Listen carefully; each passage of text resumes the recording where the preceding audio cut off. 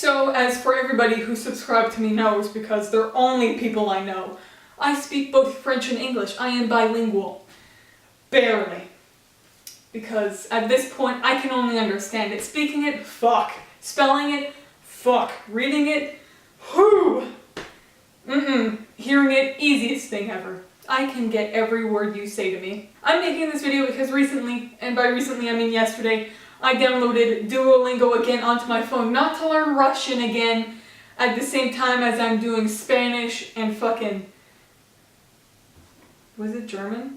Yeah, German. Why would I... whatever. But I downloaded it back on my phone because I fear losing my French forever. Mainly because I spent the last 13 years of my life in French, even though half the time these last 3 years, it was a French and English teaching. There was no solid class where it was taught in French, except for French. One of the things I wanted to talk about. You'll be talking to somebody, and they could switch from French to English whenever they please. And you don't even know, and then you reply back in whatever language you want to, and it happens, and bam. Then there's some shit where you're speaking both of them at the same time. Both of them being whatever languages you speak. And so sometimes you're speaking in English, then you say a French word, then you speak in English, French, French, or vice versa. It's usually this way around where you're speaking in French, forget a word, you say in English, then you switch back to French, and that's called franglais.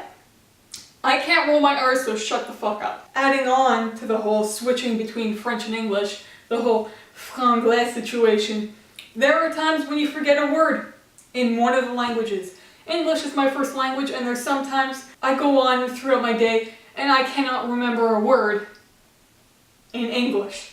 But I know it in French, the language I have barely spoken for almost a year now. When I made my pizzas cancelled video, that little red circle thing, the prohibited thing, I had to look up interdit.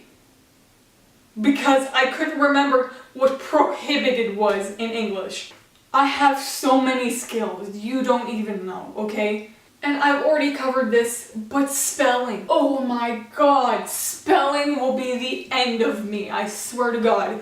If I had to go into a spelling bee, but this was like a serial killer spelling bee, where if you get it wrong, you die, well, you might as well fucking stab me through the heart now or hang me dead, because I'm not making it through that spelling bee.